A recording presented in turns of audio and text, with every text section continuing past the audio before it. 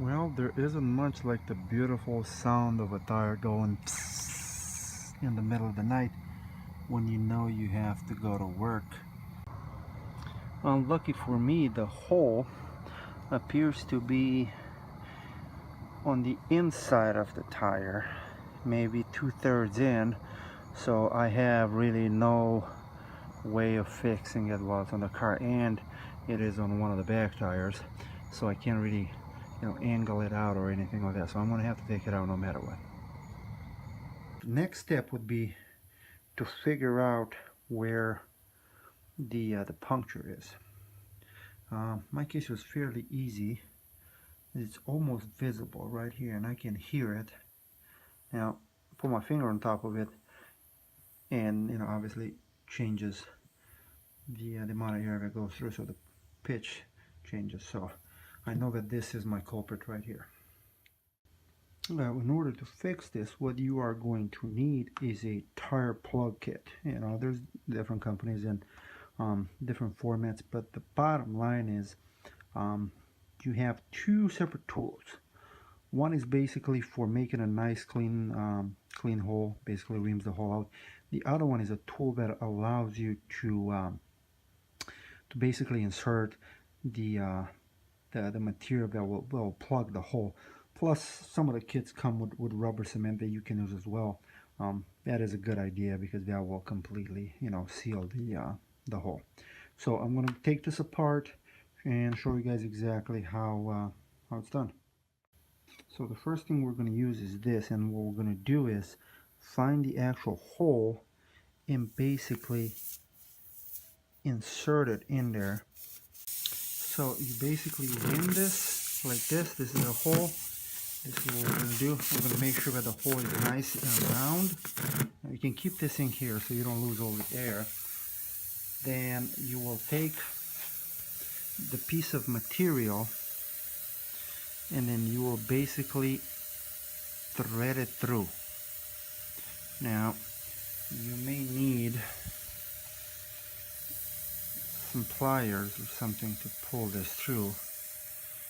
Sometimes that helps out. And you basically want to do it all the way to the middle. It's kind of what you're looking for. Once you have it in this position, we are ready for the next step. Okay, and it says coat this with rubber cement.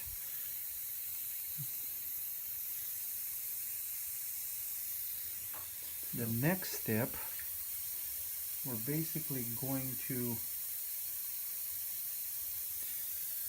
take the reamer out and we will insert this piece in. Now, I think because these tires are so slim, the pressure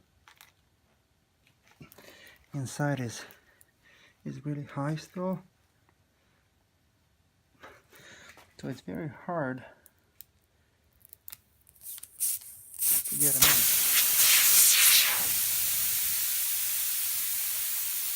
So probably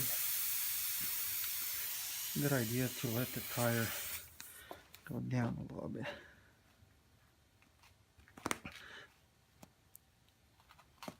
But not too much.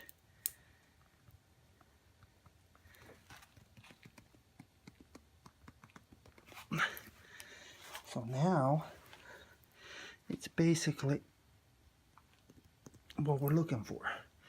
We're looking for this to go in at least 2/3, and then you take it out forcefully. Now, obviously, there's some leftover compound over here. So what you want to do is cut it off by the thread height.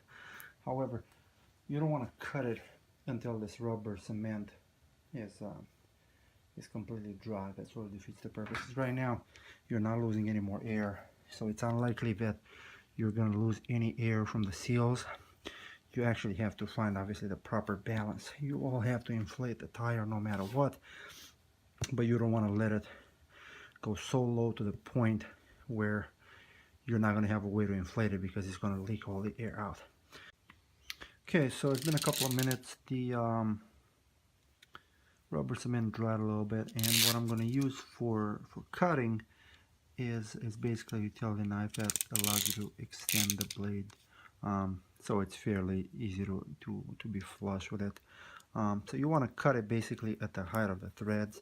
It looks like there's still some rubber cement that it's in liquid form. So the idea is to cut it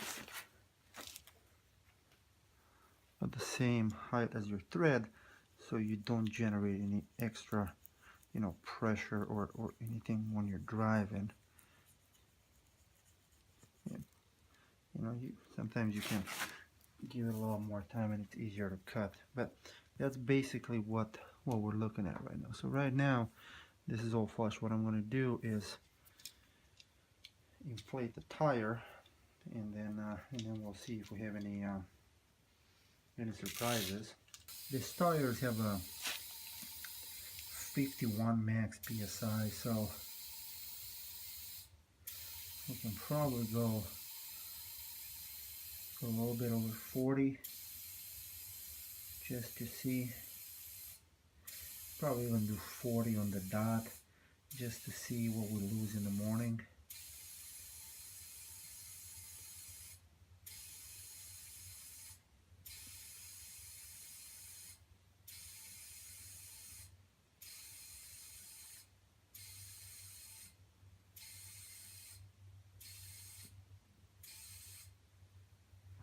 Well, it's about 7 o'clock in the morning, and it looks like the tire is still looking good.